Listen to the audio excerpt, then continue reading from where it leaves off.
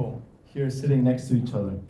Okay, you're going to find out shortly, and I would love for you guys to quickly introduce each other. But at the end of the day, we're going to be talking about how to build and exit a multi-million-dollar company. I feel like a douchebag when I tell sometimes, yeah, we'll have this event around how to build and exit, but it's going to be very interesting. And at the end of the day, there's a lot of us here that are building big projects, very big ambitions, and there's no real right or wrong way of doing things in general. So we're gonna get some really different kinds of perspectives. And while most of the answers are going to be provided here, we also have an amazing audience here today, which also has a lot of experience, okay? So I would also love to keep it a little bit interactive. So if there's a very pressing question in that moment that you would really love to ask, that you think can add value to the conversation, raise your hand and feel free to ask. If you feel like maybe Juanca shared a point of view, you disagree. And if you disagree, strongly disagree, and you think you have something that can add value to the conversation, go for it. Okay? So, before we get started, I just want to give a big thank you again to the cover for this amazing space. I just went to the sauna right before. Actually, I saw you and I was kind of dizzy after the ice bath. I was like, what is happening? Good for you. And also a big thank you to Pio for being our partners in crime, always helping us out with anything related to content, and the amazing speakers we have here today. On one side, I have Juan Carlos. I'm going to keep the intro extremely short, because I would love for you to introduce yourself, and especially around the topic, what's your experience around what we're going to be talking about today. But Juan Carlos, he's an investor and founder. He's managed over $1 billion dollars in assets around real estate infrastructure, and is now also building another tech company. I don't know how many other projects you had prior to that. But yeah, anything you'd love to add around there, any previous experiences that you think may be relevant? Thank you, Mark. Thank you for the invitation. Yes, I will say I have experience in private equity, a bit in VC world. I like a lot protect, real estate, health tech. Definitely, I am more impact oriented. So you will see from what I am doing now, and I will explain later. So yes, and let's talk. Obviously, if I can share something valuable, happy, everybody. Amazing. Thank you so much, Juanca. And on my left, I have Pau Chicola. He's a serial entrepreneur with 2 8-figure exits. He's an investor, founder. He has been doing business in China for 15 years, something like that. So he also has that multicultural background, which Juanca also has right here. But maybe you can shed some light on some of your previous experiences, accomplishments, things that you have done. And actually, one of the things that I have not mentioned yet is that he's very involved in the whole AI space as well, which at the end of the day is also really important. The way we do business is changing. So he's also going to be able to share some interesting insights around that as well. Well, I would add that basically I'm more an entrepreneur than an investor. I became an investor, I think, because I got lazy. So if you invest, it's a lot of work too, but it's not the same sort of work or intensity. And maybe you feel that I'm not very academic. This is because I started working when I was 15 years old. And everything it's been a little self-taught, so forgive me, my answers are not that academic. It's going to be interesting anyway. Love it. I think actually the more stories we also have and real insights without any fluff, I think definitely be way more valuable, and it's also interesting to get a different point of view on that. So we're gonna kick off. We're gonna do around 1 hour of just conversation like this, okay? Then we're going to have some Q&A. And at the very end of that, I'm just going to introduce a very simple dynamic for you to also understand and get to know some of the people you're actually here around. It's going to be quite quick as well. And then we're going to be here until 9:30 or whatever. We have some catering, we have some music, we have some drinks, we have everything we need. And without further ado, let's kick off. And Juan Carlos, no, actually, both of you, if you were building a business from scratch with the intention of having an exit, what would be the most important thing you would keep in mind, especially after all of your experiences and everything you were starting again? What's that one thing that you would definitely not miss by anything? Okay, day one, two things. First, day one, I will say to understand who your target audience is, 100%. Understanding your value proposition or the product that you want to generate. Firstly, understand who you want to be, who should be your target audience. Also, that represents that if you should go through B2B, B2C, whoever. Understand where is your goal, what is your specific goal that you want to accomplish as an exit strategy. But also, I want to mention something relevant, and I want to share. Already shared with Mark this, but also I think it's important. I don't know if you have heard about Jeffrey Katzenberg, the ones that founded Quibi. So it was a big startup in the US in 2020, 18. He was one of the founder of DreamWorks, also big executive level of Disney. He raised 1.8 billion in just a few months to develop a startup. And still, after 2 years, the startup went to the bankruptcy because it was a bad idea, in other words. But why? How easy he raised $1.8 billion. So what I try to say is, at the end of the day, you guys without experience, at the end of the day, everybody owns their own destiny. And you are just, I will share my insight, my experience, but not necessarily is a rule of thumb, right? So, you mentioned about having a clear target audience, a clear USP, right? What do you think were some of these mistakes that, they did with Quibi that made the company unscalable, unsellable, and just a complete failure from the get-go? Okay, interesting question. Basically was they didn't consider how customers consume videos. They decide that the people would like to consume videos in a 15-minute formats. Imagine a movie, so they split the movie in 15-minute videos, short videos, like TikTok videos, smaller ones. So basically they did that part, but anybody liked that. So it was a big mistake. Also, they invested a lot in production. So basically, they didn't understand the customer needs, especially because they a lot of learning from that. But they asked that the people should watch the video in this format. How easy is to turn on the phone in this way?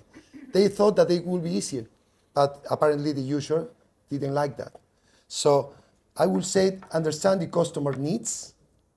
The problem you solve is fundamental, right? And the needs also means how they like to, what is the business cycle? How is the decision-making process? Who made the decision? In what moment? Every time or in the specific decision is in a specific period of time. So, and again, is understand customer needs. Later, and obviously, it's also about understand what do you want to achieve from your feeling, from your gut feeling. For example, in my case, in several times, people have offered me to, or recommended me to do things, business, in a B2B model. It's easier, 100% it's easier, cheaper, faster. But if I am doing something in impact investment, I rather 100% to go to B2C spectrum. I understand that I need more budget, definitely it takes longer, it's riskier, not necessarily all investors are oriented to B2C world. But that makes me feel much more comfortable in or is more aligned with my goals. So obviously, it's also about, obviously I understand the customer needs, but also I understand what are my likes, what I want to do with my life, because I know that the moment I start a startup is the moment I am compromising myself several years. And it's not easy. Raising capital is a nightmare. It's awful. And obviously, but still, After getting an exit, I did that again and again and again. So customer needs, but also your needs. Understand your goal, understand the customer business cycle, fundamental. From day one. So definitely also incorporate or take into account something, your actual desires, what you're passionate about, because at the end of the day, it's going to be a long journey, and you want to make sure that, despite all the hurdles, the setbacks, you're still going to maintain that passion that's going to keep you going, basically. Right. This is obviously when somebody think about a business in general, definitely is somebody say to me before, imagine that you are doing a specific business. Your goal is an exit strategy. But for just for one moment, take out the goal, an amazing exit strategy. Still, you will do the journey without that fantastic exit strategy, without that fantastic millions of millions. If your answer is yes, go for it. But it's not, maybe it's just about the motivation, about the money. And what about you, Paul? I mean, he talked about passion, he talked about target audience, USP, bunch of different things. This is going to be, it's gonna be tricky, yeah? What do you think are, if you were to start from scratch, what are some of those first things where like, okay, I am 100% going to focus on this, or this has to be there at the very beginning? So I think I'm very agree with the last part of the passion.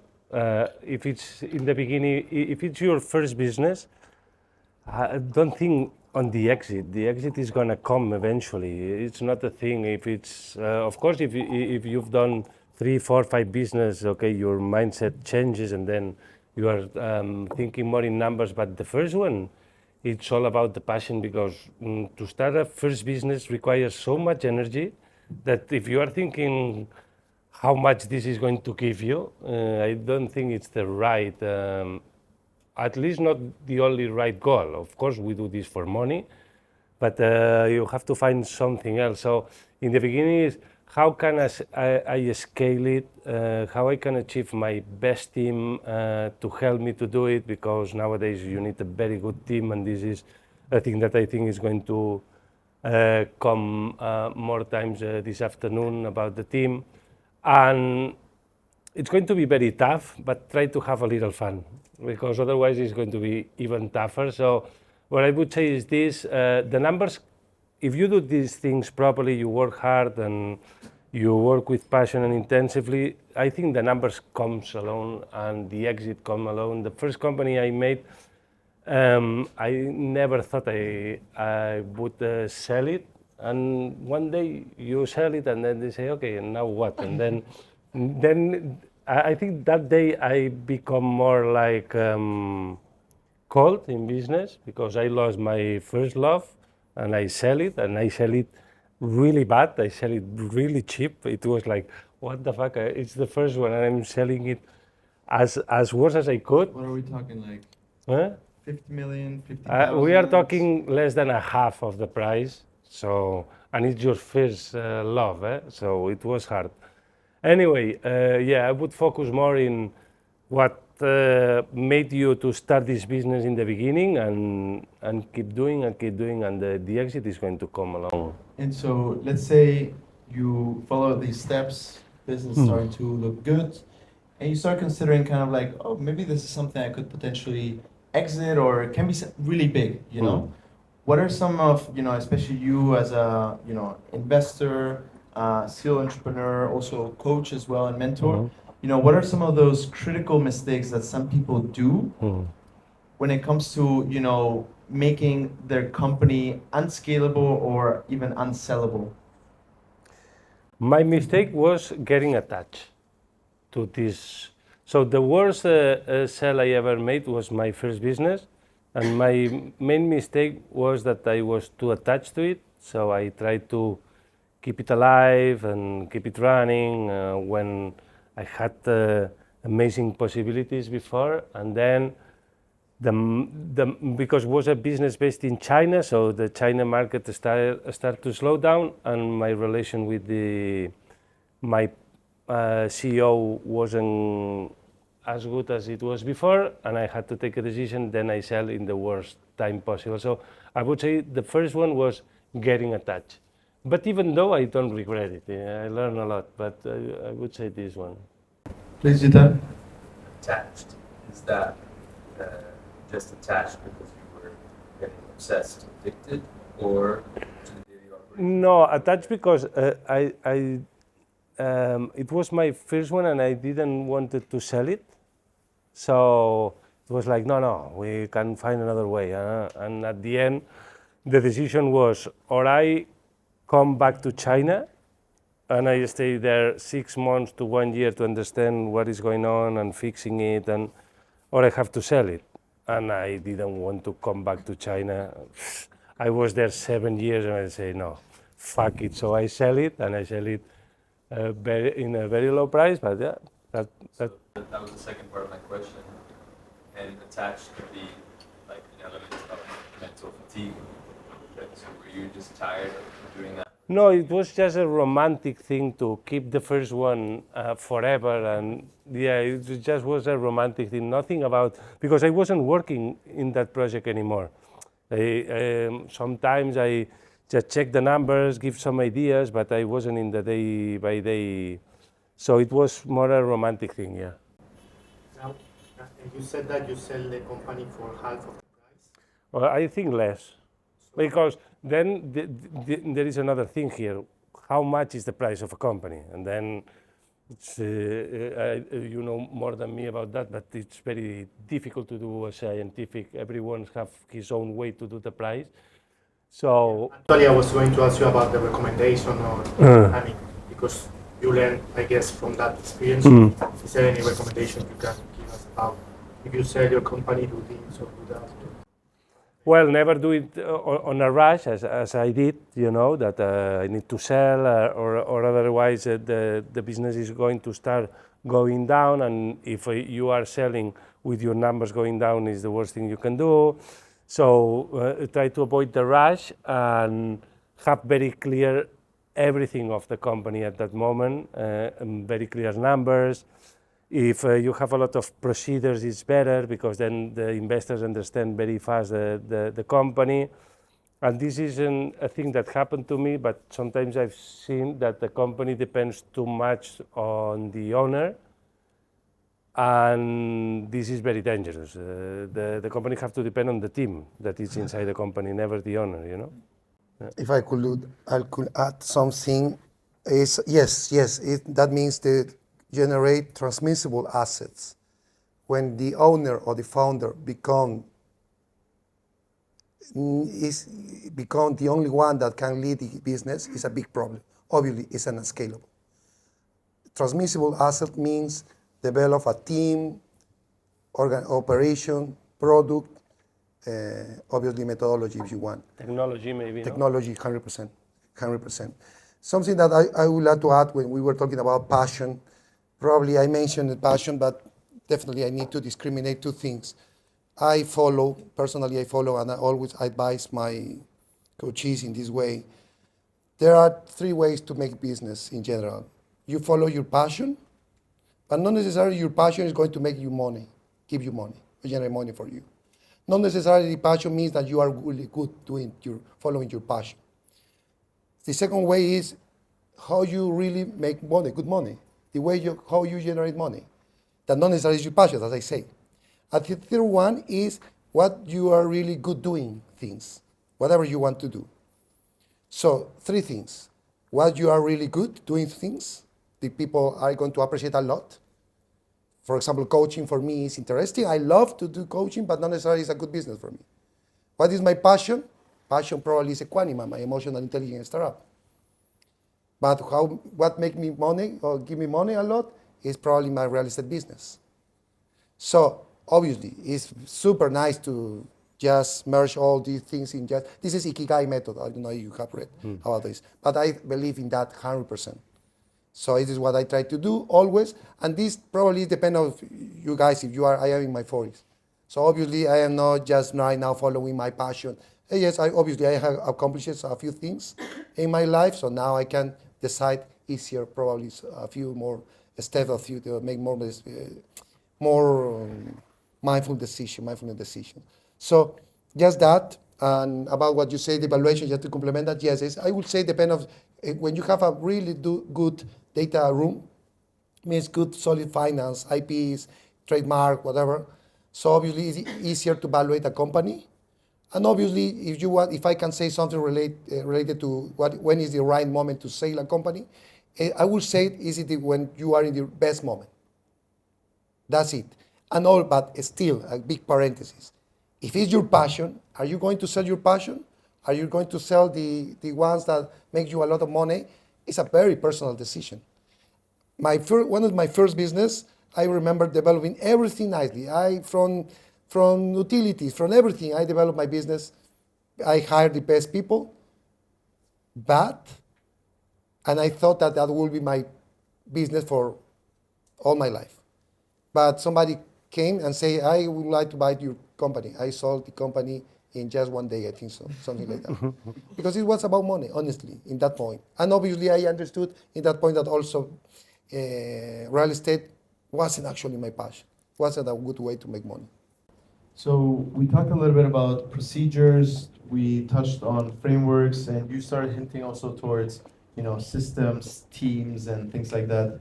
Curious to know about, do you have any personal frameworks for scaling a business without actually being your bottleneck, right? Because at the end of the day, you achieve real scale when you're able to get yourself out of the daily operations, when you're working on the business, when you can starting to really delegate.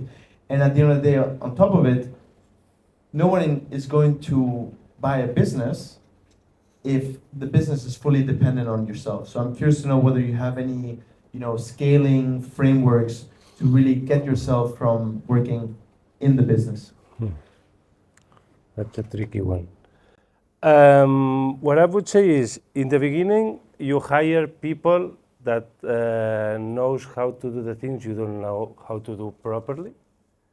Then when you scale, you start hiring people that do things similar to you. And finally, when you are wise enough and you have money enough, you start hiring people that says no to you.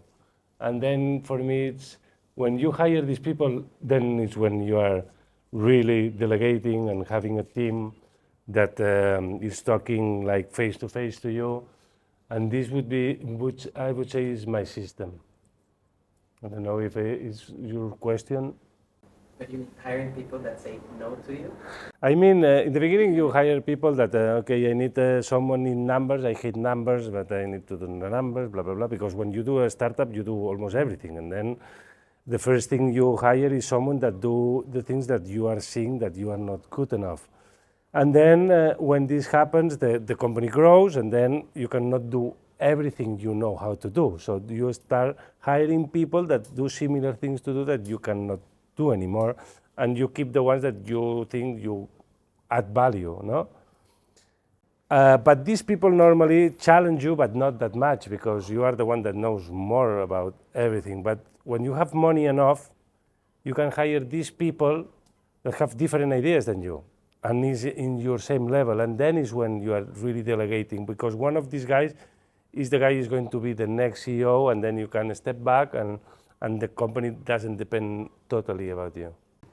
And I'm reading this book right now called Buy Back Your Time. I don't know if anyone has read it. Highly recommend. And it has like this pyramid of, like the first people you need to hire and then going upwards. But the very first one is actually just admin, like a VA or someone like that just basically starts taking away like the things that are not necessarily generating money and also not making you, lighting you up in a way. Then the second step was all about, the delivery of the actual product or service that you're selling. And then it went into like sales, and I forgot what came after. But do you have any specific frameworks or just things that you look out for when you're really starting to build out that team, Because I feel like at the end of the day, we all hear, hey, you need to get the A players in your team, right? But, maybe you don't even know where to search for them. Maybe you don't have the resources to get an A player, right? So how do you overcome these hurdles and really make sure that you build a team of absolute rock stars? Well, first of all, hire slow and fire fast, 100%. Definitely, as I say before, build transmissible asset means that you have to take out yourself from the equation, and you need to put yourself in just a strategy. So all the operation, obviously, at the beginning, you need to be everything. Everybody that starts a company knows that. But in some point, when you realize that you are spending more time in operation than strategy, so you need somebody there. Secondly, when your company become more bigger or larger or whatever, so you know that you need more specialized people. So when I hire people, it's not people like too similar to me. I hire people that are much better than me, 100% in their specialization, obviously. As as an entrepreneur, I take care about the strategy, but the rest, the people that I hire need to be very specialized in whatever marketing or not necessarily finance, but operation. So it's tough to find. Probably one of the most painful things that I had, or yes, always like being hire the right people. 100% take time, and definitely I will say this is one of the riskiest part of my operation always, especially because it's expensive. Imagine you are more oriented to tech. I have my software specialist, probably an engineer. You have a backend guy, front end guy. This backend guy is the ones that manage all the app. And these people, this guy that is normally these days is very AI oriented, want to live for something else. The good ones, the senior ones, the really good ones are very, very well recognized, and people are looking for them always. So if something happens with this guy, we need to put somebody else. But to do that transition take time. For me, could be 2 months easily, and also to come somebody else to understand the way how this guy have developed the web or the app take time. So hiring somebody, an assistant, to be in there always is expensive because not necessarily you need one, but you need to take care about what happened if something happened with this guy.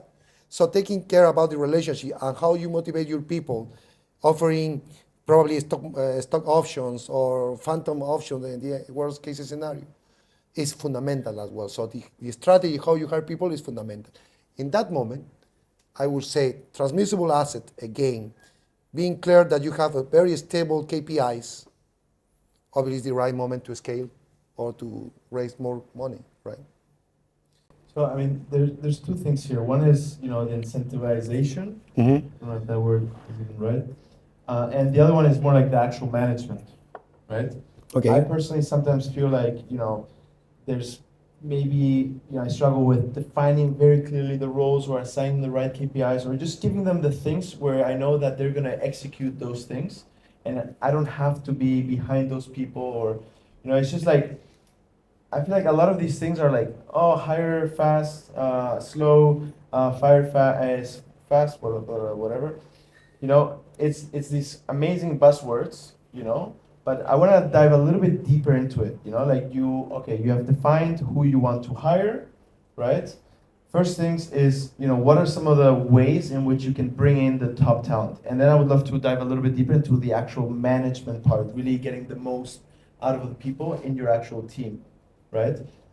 So, let's say you don't have the resources to maybe pay a lot or what they would want. What are some of the things that you can do to really still attract that top talent, the A talent into your team?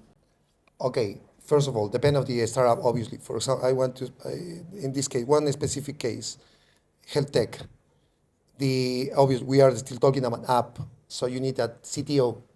The CTO will be the one that helps you to hire more people. This CTO, immediately, from my point of view now, after running a few businesses, definitely this CTO in my next or in my current startup will become one of the founders or one of the keep the shares type A. So because I want this guy very compromised with what I'm doing. If something happens, this will be the one that take care of that. Second case, in the same company, healthcare, the scientific officer, the one that are going to explore the data that we are research, interpretate the data that we are raising. In this case, it's emotional databases. So emotional database is brutal, it's super important. So obviously this scientific officer is the one that is going to interpretate all the data that we are getting and also advise us in a way that what should be our next step to manage the data and what additional options should we offer to my customers, right? So this guy is fundamental as well. So obviously my next step is to give this guy another option shares probably with a specific best period, obviously, a specific agreement, blah, blah, blah. But still, it's somebody that I need to offer them probably a very low salary, probably in this market, probably around 30K a year. But in options, probably something that in 4 years or 5 years could become 400,000. You can make your math behind these numbers. But this is actually the truth. Later, this guy is going to help me to hire more people, obviously, the operative side. And so you have the team now, and you want to focus fully on your areas of the business, and want to make sure that your team actually executes towards the actual vision. Do you have any specific frameworks? Maybe it's OKRs, maybe it's something else. To make sure that your team does exactly what it needs to do, that they're all rowing in the same direction, and that you can hold people accountable for the things that they need to do. Well, obviously, the founders, the originators, in this case, depend on the startup, but the founder is the ones that keep the majority of the company and will be the ones that project the company in the future, right? So they determine the vision and the mission.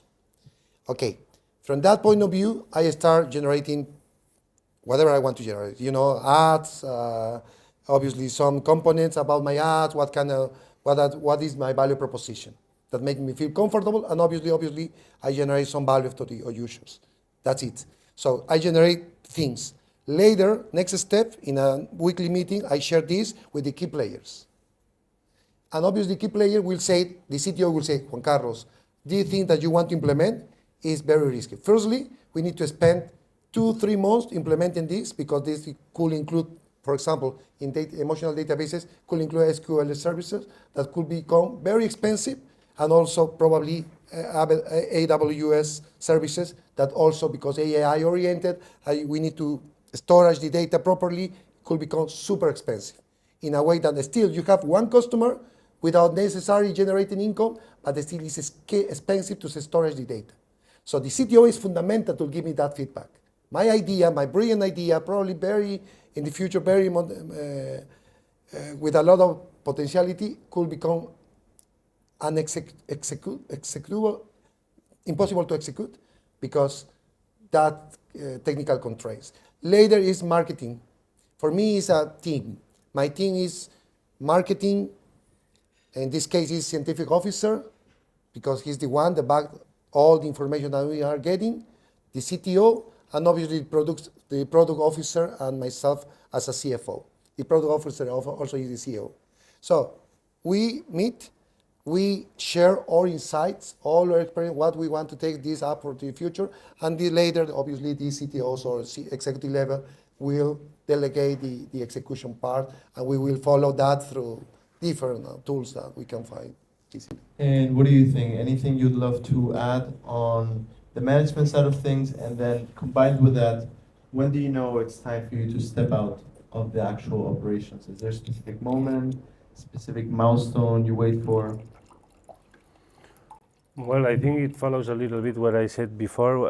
When you have this top talent that is really confronting your ideas and having better ones, and then you step by step you go. It's not that tomorrow I'm not working anymore, that's working, no, but You every day work a little less, more from the outside, and even sometimes you see that idea can be mistaken, and maybe he's going to do a mistake, but it's also good to see how he's going to react with the mistake, or maybe he surprised you and it's not a mistake. So then you have to have this cold blood to say, okay, now I want to say something, but I'm not going to say it. So you have to teach yourself also to become someone new, you know?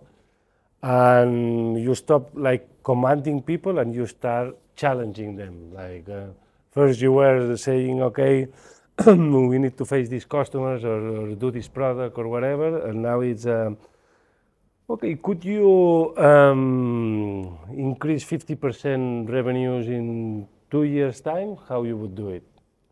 And here there is a very good thing that is when the idea comes from another one, then the defense of the idea is much more aggressive. So if I give the idea to someone, the people follows, and if it fails, it's like it was your idea, we tried. But if I ask you what you want to do, and you make me a plan, and you say that you are going to need to, let's say, 20,000 hiring someone and blah, blah, blah, and you need a budget of 150, and then you do some questions, you do some modifications, but then I say, okay, it's yours, here you have the investment, now do it. Now this guy is going to defend the idea, because if it fails, it's his failure. And here is when you realize, okay, now I have the team. And with these specific people, it's more about just setting very specific objectives and letting them just run with it and figure out by themselves how they're going to get to those specific things. Yeah, but objectives, we always have objectives. It's more like challenges, and it's a little tricky because it's very similar, but Can you be more specific? Maybe say, an because example? when you have a company, you have a lot of objective. We need to go to this market, we need to do these things and whatever. When you do a challenge, it's more like, okay, I brought this company to here. What else we can do? We can add a new vertical, a new product, a new market, what we can do. And then you have a brainstorming, and the people say thing, and then there is a thing that seems smart, and you ask the person how he would do it, and you see an idea there and say, okay, now make me a plan. You wait 2 weeks, you check the plan, you give some advices, and then you say, okay, I'm going to risk it, do it. This person can be the new you in terms of managing the company. So this would be a good way to really step out. You have someone that can do a plan, can follow the plan, and can fulfill the plan. So this could be a way. This is a way that worked for me. So I'm sure there is a lot of ways, but this is one that it worked for me. Amazing. So we have 3 more sections to touch on. One of these is now bootstrapping versus fundraising. Then we're going to touch quickly on exit readiness, just making sure that your business is ready for an exit to be sold. And then there's some interesting part that I really would love to get your thoughts on, which is life after exit. But I'd love to get some opposing views here. You can be as critical as you want with each other, maybe have a little discussion, but what's your take on bootstrapping versus fundraising? When should you go for one versus the other? In what situations should you definitely not go for fundraising or the other, actually? Well, I would say it's all about the money. So if the fundraising, so if what you have is so small that the fundraising is going to make you lose control of the company, don't do it. Then you have to keep bootstrapping until you have something big enough that you can get the investment and you keep the control and you don't lose most of the control of the company. So I would say this is the main thing. Money is very attractive and it's very sweet, but it's your idea. So if you lose the control, it's very dangerous. At least I don't want to lose control of my idea. So I've done a lot of bootstrapping because I didn't want no one there like, we need results or whatever. I know you need results. I'm working every day to have results. So this is why I overworked for a time in order not to depend on money. And now, for example, I'm in the other side. I'm helping companies to get the money and do this jump sooner, you know. And even now I say them, be careful, because if you want to sell that much, you are going to lose the control of the company. Don't do that, you know. So this would be my. Okay. Obviously, when you raise capital, obviously you can go faster than just bootstrapping. That is for sure. It's an style. Obviously, you can keep control if you bootstrap versus you raise capital. That is fundamental facts. But I think obviously it's about also, as you say, how you like to manage your time, your own time. If you but for me, I want to give you a different approach. I like to invest. I like investment in a way that I like to analyze asset classes, different ones. I invest in VC world. Okay, I know that I take risks, especially when I don't know if you understand some statistics. But when you invest in a startup, the possibility of getting an exit is 10%. 1 of 10 are going to take an exit strategy. Okay, this is for sure. This is statistically is proven. 1, if you go to private equity, probably you need more money. Probably the return could be higher. When you go to real estate, is more because we are talking about tangible assets. So obviously the return is lower, but still is the risk obviously is lower. Obviously, the opposite side, if you invest in bonds, fixed income, obviously the return is very low, right? 3%. But the risk, government bonds, probably is very solid, right? It's also similarly to saving money in a bank account. Okay, when you bootstrap, when you raise capital, you have different other people that are taking risks. But obviously they are reviewing what you are doing. It's another way how you can test your ideas. When I like that part, because when I invite investors, they will ask for a lot of information.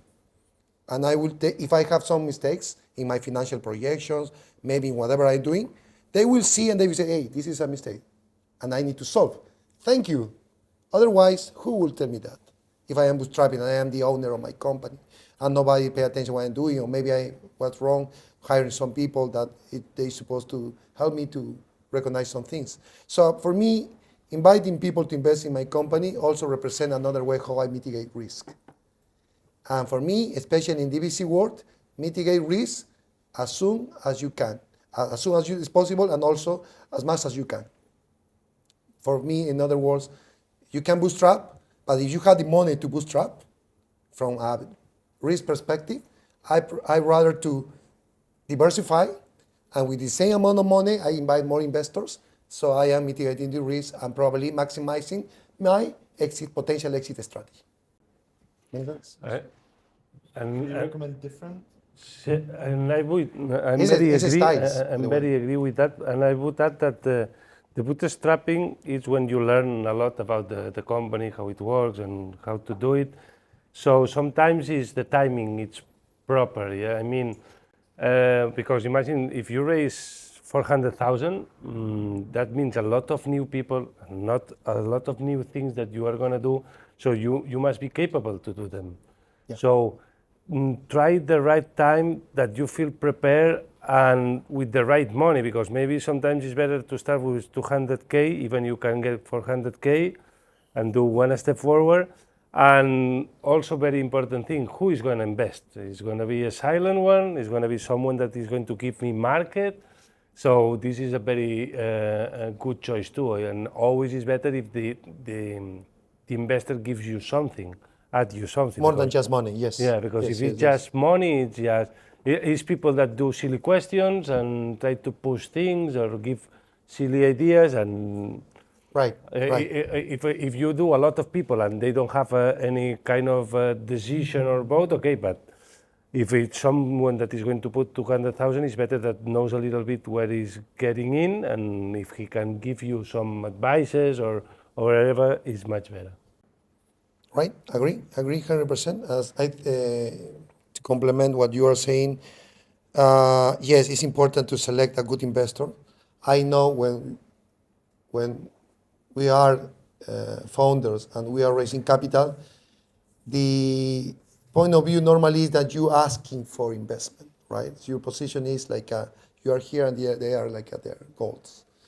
But actually, from my point of view, always I am giving opportunity to invest in something that I know that are going to generate a lot of cash. So obviously I need to show them easier, in a very easy way, that this is an opportunity. You are always looking for opportunities and obviously trying to understand the business, mitigate risk, and getting more returns. So this one, my product, is going to give you that. And I am selecting, obviously, with a lot of nuances, but I am selecting the one that I'm going to participate with my business.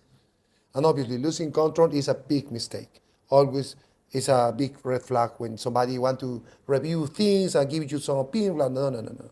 This is your investment. I am looking for advisory, probably somebody that you can connect me with. For example, right now, a lot of people go to invest. Put your focus or the target audience is US based for several reasons. Probably the willingness to pay higher, the early adoption, they are larger, blah, blah, blah, blah, blah. There are a lot of things to talk about that. But if you go there and your target audience is there, obviously it makes sense to have somebody based there, especially in marketing or operations. So obviously you need somebody to advise you in that market. So obviously the investor should do that part as well, in order to also mitigate the risk. So investor style type is fundamental as well. Yes, agree. Mom? I guess, hi, Tamam.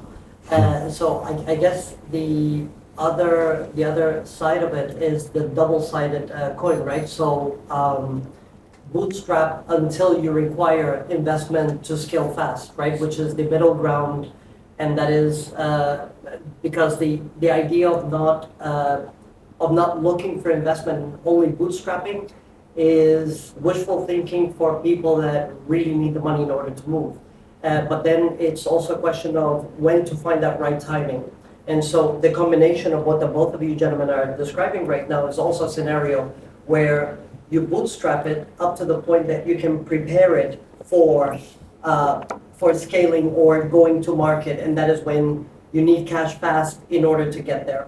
And so it comes down to the level of preparation that you need as a bootstrap company to go to a VC and be able to say, look at my data room, I've got my finances check out, I've got all the information on the market, I have been doing it this long, and now I'm prepared, and now I need this cash to push me up. As you said, you're looking for a market opportunity.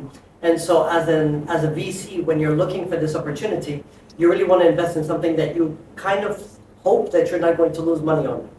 And so the ideal scenario is that middle ground that you both describe right now. Instead of it being black and white, there's also sometimes this middle ground, especially when it's capital intensive, as opposed to just being software, which it's a couple of tech guys that you can put there and have working. Yeah. Thank you, Tom. Do you want to change seats real quick? I'm fine. Let's flip it around. You guys as investors, what are some of the things that you guys look for when deciding to actually invest in a startup? And what are some of those red flags, just to make sure that we can actually avoid them? For me, because I used to do seeds, and so sometimes it's just a PowerPoint or idea or whatever. I invest in people, basically, when there are startups, because all the ideas are more or less good. Sometimes there is even crazy ideas, but it's normally the idea is good and have sense and can be done. But it's all about the guy is presenting you, or the girl is presenting you the idea, how he's going to defend it. If you feel this capacity of endurance with the failure, because this is when it's going to happen. So you have to be very good at reading people if you want to be a good investor. This person I have in front of me is going to be capable, so then you start like doing things that are not very beautiful, but like I invest, no, I don't invest now, and then see how she reacts or he reacts, and and like push her or he as much as you can to see, because this is what they are going to feel, the pressure, and this is one of the tricks. But even though it's very difficult and you need to see it, and sometimes if you are not 100% sure, what you can do is like divide the investment in phases and try to do it like, sometimes it's difficult because the person have an idea that needs that money and wants to do it that way, but sometimes it's like, okay, I'm going to give you a third and I'm going to test 3 months and I'm going to see how it goes because I'm not that sure. Yeah, so creativity and see how the people is. Okay, first of all, I invest in pre-seed stage. So obviously, I don't ask for KPIs too much. I agree with you 100%. I invest in people as well. So if people understand what they are developing, not necessarily because it's about money, it's more about they want to follow, they are following something that they actually care. Yes, I like that. Obviously, capabilities also is very appreciated, unless they have a very solid team as well. Team is fundamental.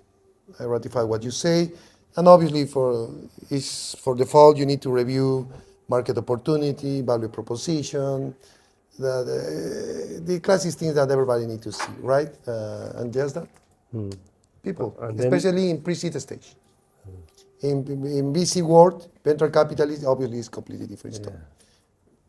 I'm curious here, is anyone getting ready or looking to exit a company anytime soonish, or?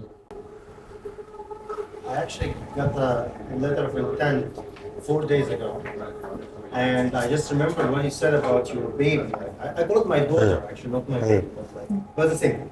Well, So yeah. I got this emotional thing that you was talking about, and yeah, that was like just 3 days ago. And you're right about totally the emotional attachment is that after 7 years in the company, like I built this kind of emotional connection that's like I cannot let it go. You know, even though I created 2 more companies after that, but my baby is still like so that touched me. Like that's what I was saying. Just one thing, one suggestion: don't call it your baby. Sorry, your daughter. Call it your lover or whatever, because nobody sells a daughter, and nobody sells a son. So at least if it's a lover, maybe you can say goodbye. But if it's a daughter, you are not going to do it. So that's something I need to work on after I hear what you said. So yeah. Something that if I could add say is when the first session when I coach a few C executive people is to understand I name it like my life philosophy. So obviously, if you understand my main driver is money, good for you. Recognize that and go ahead. Money is money. Impact investment. This is being on real estate. Okay, this is mine. So it's not obviously just that. It's about the impact you want to create, who you are, how you get, let's say, how make you feel good or happy or lovable, or I don't know. So it's about your life philosophy. Later, you can decide. It's easier to make decision because obviously I understand. That happened to me like I don't know. My first business I sold when I was 25. And I sold, as I say, in one night. You know? No, I said that everyone have a first love. Everyone. And the second time I thought the same. Now I will improve what I did in the first time. This was my motivation when I sold in one night. Somebody came and said, I like everything. Show me, blah, blah, blah. Okay, you will sold it? No, yes, bye. Next time I decide, okay, obviously I will do this time much better. I improve a lot in the second version. And I say, okay, this is the one that I want to keep. Almost happened the same, probably in a few days, not one day. A few days, and I sold again. So I understood eventually that my purpose is not to generate one deal. My purpose is to generate business. I like to be an entrepreneur, and that's it. So understanding that it wasn't easy, by the way. It was like a process. My pre-graduate studies I am civil engineer, so I thought that being a real estate guy would be good, developer, originator, promoter, blah blah blah. It wasn't that. It was it wasn't that. Let's say it's not my passion. It's something that makes me generate cash, but understanding that I like to generate business ideas, promote business ideas, invest in business ideas, being an entrepreneur in some way, advise people. This is the thing that actually I like a lot. So it's easier to say things when you understand what is your drivers, right? What are you at? We talked a lot about, fundraising. Now, slowly coming to an end here, you're about to sell the company. So what are the actual buyers really looking for? What are some of those things that you really need to have, ready? So for example, someone presents you with an offer tomorrow, what are the 3 things that you better have bottomed up to have a successful exit, or really may have a company that, can even be bought for something that is even worth anything? 3 things. I would say clear numbers, solid team, and bottom price. Bottom price? Yeah, so a line that you will not go below no matter what. I agree with you. I would say solid finances. That means that when somebody say, I am ready to go to scale or to go to try to sell my company, no, in the moment when you have your finance very organized, you are in a good place, 100%. Secondly, yes, as I say, good team, you are right, without any dependency, means transmissible assets, again, right? Technical, operation, product, etc. Okay, I thought that. Just that, I will say, and related to what you were saying about how you negotiate a bottom price, I will say a window of negotiation. Always I set my window of negotiation. My best case scenario and worst case scenario, and their best case scenario, their best case scenario. So I have my window of negotiation, I understand their window of negotiation, and I can ask for a premium. So that's what I thought. So now we have. Somebody want to ask something there? On numbers, because, yeah, of course, bottom line, number 1, and going through your list, we all understand that there's 2 different types of numbers. Numbers of what has been done, what is being done currently, and forecasts. And the forecast, for me, is the puzzle, because the forecast is very much contingent on investment. So a forecast of what I would do anyway without you, or what I would do based on this, that's very, very difficult, and from my experience at least, whatever I've looked through or studied in terms of businesses where I've forecasted things are all finger in the air, because it could be that one day you wake up on your right side and one day you wake up on the left side and you justify the logic however you want. So it's a matter of selling, and again the narrative goes back to how I pitch it. How important for the both of you is the numbers that are done currently, and how important is it for you to see through the fluffiness of what a forecast could be?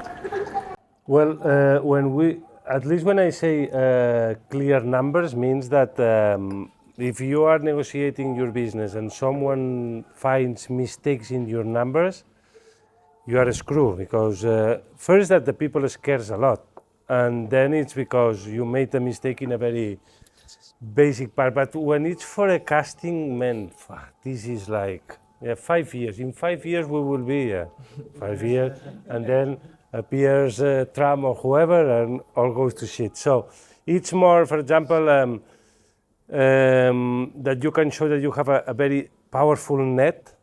Imagine that you are selling, I was selling motorbike spare parts, and we have 3,000 selling points in China. So that's strong. And when they say, yeah, but this can go down or whatever, and I say, yeah, but you have 3,000 selling points, so you can add more product, you can do whatever you want, you are in 3,000. So don't tell me now that China is falling, and who have a better net of.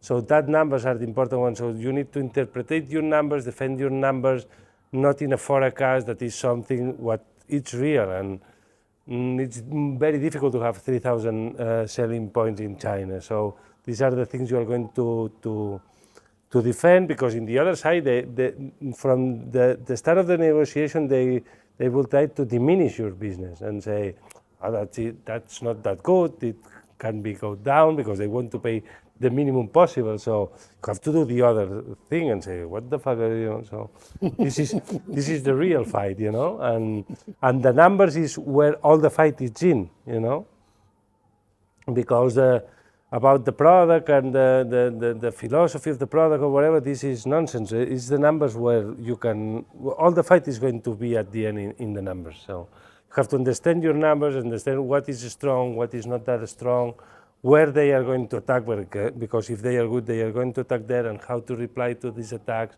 So it's like a chess game based on the numbers. So know your numbers, have very clear your numbers, and be very sure that all those numbers are right. So this would be it.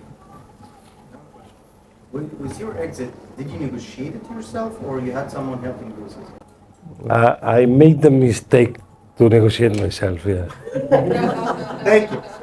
Thank you. So that's my question. So what do you recommend in case of someone is getting some kind of acquisition? I made the mistake because it was that one that I was very, because the other one I negotiated myself, but I wasn't that attached, so it wasn't very good. But the first one, I was on a rush, I didn't want it to sell, but I had to sell, so a lot of emotions. And then I was defending my numbers, and they were doing their job, and I was too much emotional. And when you are emotional, you already lost. Go out. You are fucking, because you see how they stop talking and just let you talk. And you are like, blah, blah, blah, blah, and you say, what the fuck? Now I'm saying too much things, and then you try to stop, but it's too late. And then they say you that, okay, let's give it a week, and this is like, whoa, and then it's terrible. And then, and I save a little bit the sell because, honestly, I think it worked. I said, look, I made a mistake. I did a bad negotiation, but honestly, even I did it poorly. This is a very good product. The market you have here is amazing, and they understood it, and they like make like a bonus, an interesting bonus, and I think it was because they, sometimes when you are honest and clear, you can win a little bit less, and I like, I remember that it was like another day of negotiation, and I say, look, I'm going to listen your proposal, because everything I did the last day was just making my business like less attractive, okay? I explained why I was in this situation, why I was selling. I was very clear, what never I did before, so very honest. I'm doing because of that. I don't want to go to China and whatever. But come on, this is a very good business for you. I'm selling you a massive net of shops in China, and it took me 10 years to build this, and now maybe China is slowing down, but China is going to be there forever, and you have this net forever. And then they said me to go out of the room.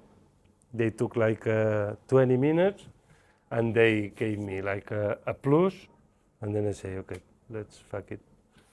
So yeah. Okay, Sorry. go ahead. When you look for a potential buyer, do you also consider if the values of the buyer are going to be a good fit with your company, or this is something you don't pay much attention to and it's just money? Well, this is depend on the case. In my case, the main problem was that I couldn't find more investors because it was a very niche thing, and I just could sell to these people. So I had to get an agreement with them, but this normally don't happen like that. So sometimes always try to have 2-3 options if you can, at least 2. you know. So you have two perspectives, you make them fight each other even.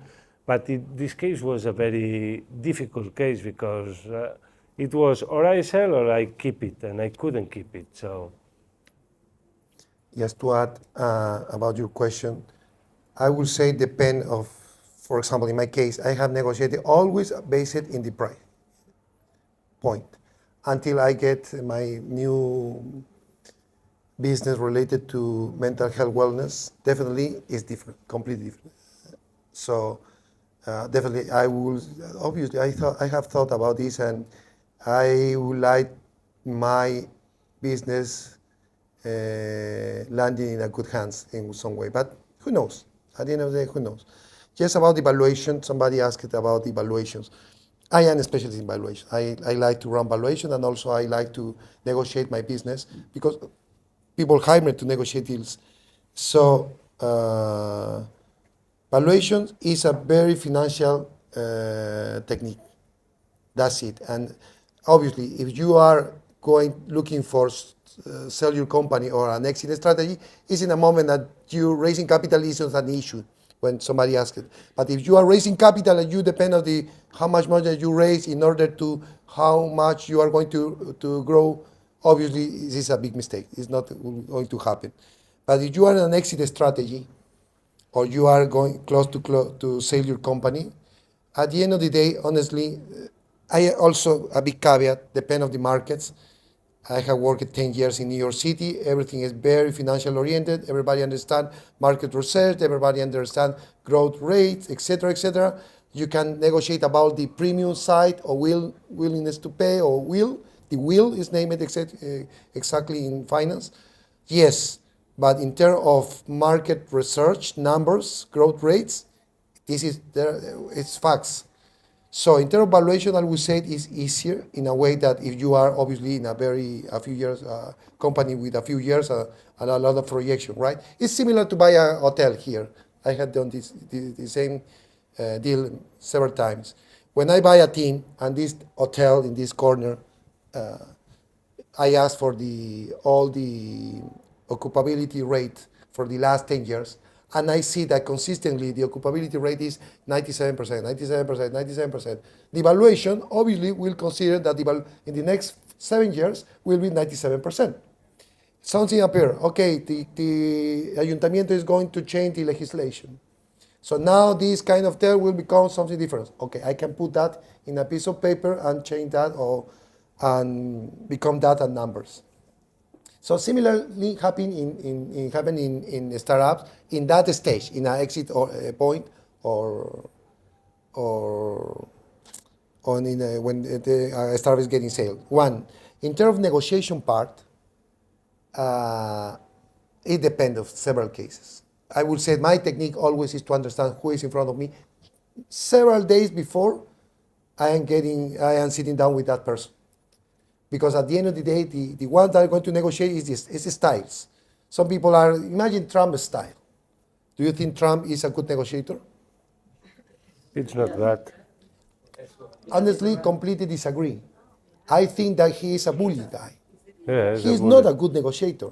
He don't negotiate. He said, I have the power and this is my price.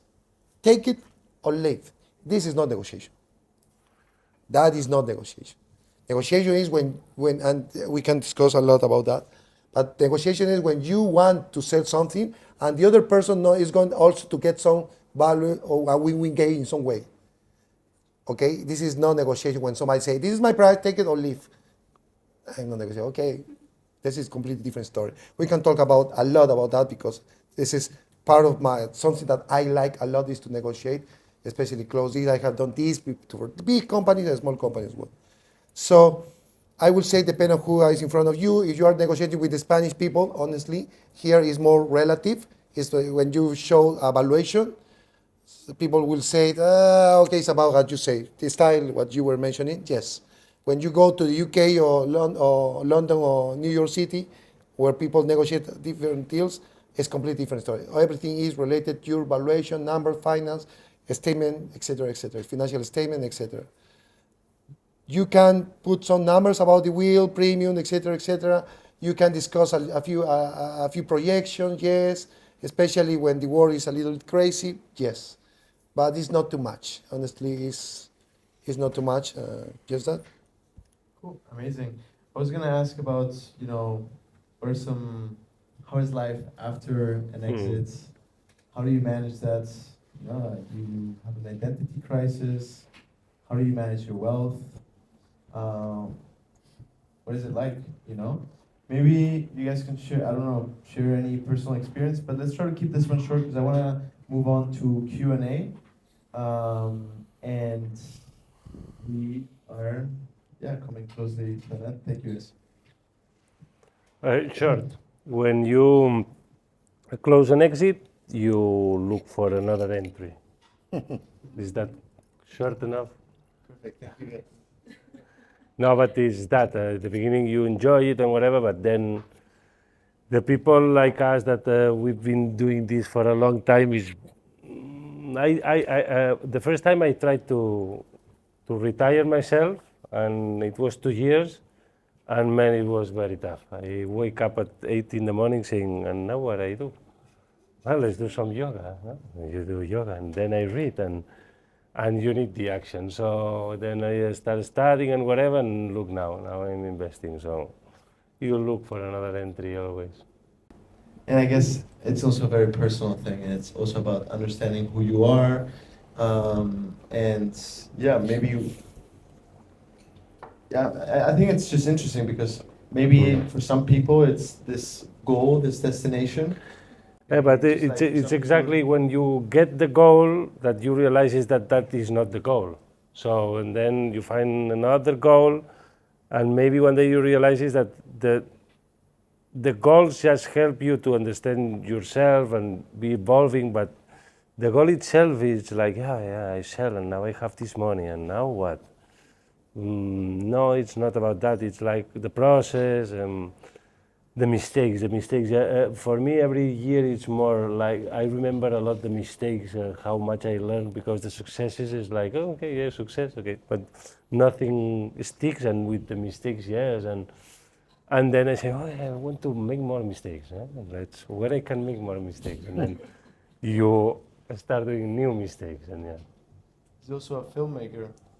Well, no, that's a hobby. Very talented one. Nah, I just did one short film, so imagine. Really good one.